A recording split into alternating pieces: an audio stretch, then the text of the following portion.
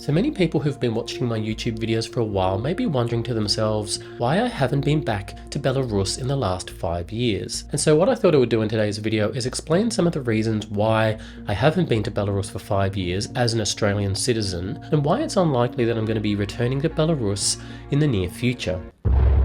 When I first went to Belarus in 2017, I had a wonderful time. I was able to stay there for 5 days without a visa because I think Lukashenko, the president of Belarus at that time and continues to be the president of Belarus to this very day, he had kind of opened up Belarus to the West as a way of annoying Russia, showing that he's getting a little bit closer to the West, which very much upset Russia at the time, and still would, I guess. And so it made it very easy for me, who had been traveling for nearly 2 weeks in Lithuania at the time, to simply catch a flight from Vilnius airport in Lithuania across the border into Minsk airport. And I was immediately struck by the cleanliness of Belarus. It was a very clean country. There wasn't the same social problems that I was even seeing in Lithuania. There were less, I wouldn't say there were less drunks on the streets, but it did feel quite safe being in Belarus. It wasn't how I felt when I was going over there, where I was a little bit apprehensive about going to Belarus. It was actually quite a calming experience, my 5 days in Belarus. People were very lovely. It's almost like an old school charm to them,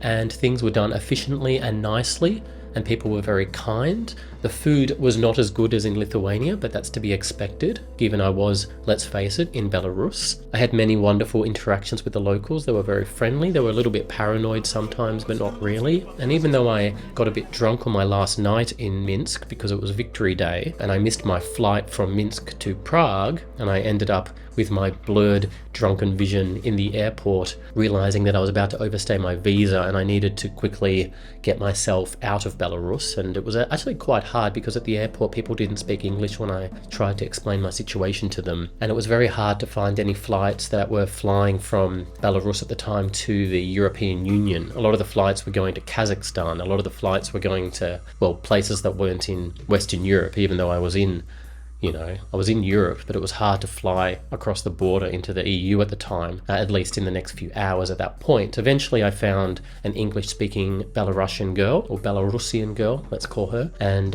she was very nice, and she got me a $40 American flight back to Vilnius, and so that was a wonderful trip, and I decided to go back to Belarus 2 years later, because I felt like I hadn't seen enough of the country, and Lukashenko had annoyed Russia so much that he had actually opened Belarus up for 30 days. It was a visa-free program for 30 days, so you could be in Belarus for 30 days now. So I flew to Estonia and I flew to Minsk, and I did another trip around Belarus, but only for 2 weeks this time. I probably should have done an entire month. I went to Nezvizh, the castle there in Belarus. I stayed in Minsk for a few days in a very lovely Airbnb that was a little bit of a love pad. No, what's the word? A bachelor pad, not a love pad. I went to the city of Vitebsk in Belarus, which is getting a bit closer to the Russian border. It was a very uncomfortable train there, and once I got there, it was a beautiful town where some interesting incidents would happen. Like there was a woman cursing me from a balcony every day in the main square. I don't know why. There was an old man who kept calling me a debuchka on the street. I don't know why. Debuchka means little girl, I think, and I was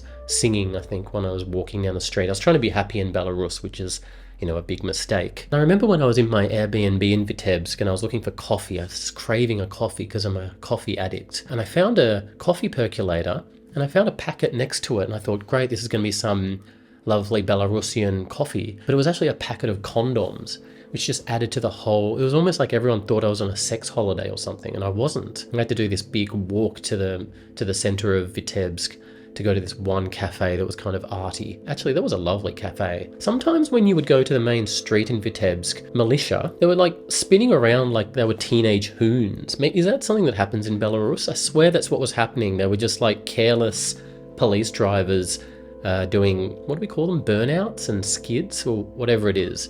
That's what they were doing. I was like, what's going on in this city? It was a beautiful city, Vitebsk.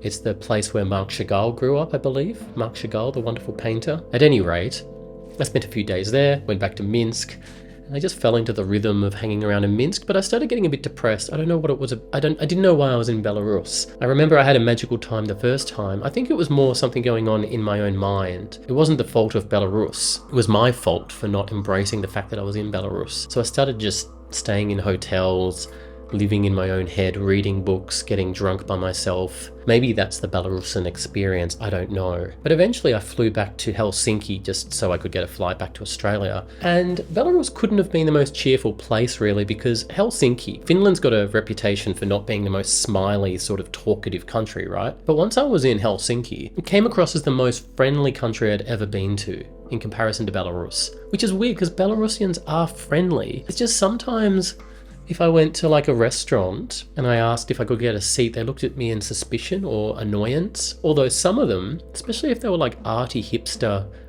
English speaking Belarusians, they were chilled and friendly. And it was actually my last days in Belarus I spent with a friend from Belarus, and that made everything a lot better. So I guess I would recommend having a Belarusian friend if you go there. That makes everything so much better. I guess that's like many countries. You know, you would think since all of the conflicts that are going on in the world, everything going on with Russia and Ukraine and the West, and the sanctions and the political turmoil. I mean, even Australia, the Smart Traveller website says do not travel. It's code red.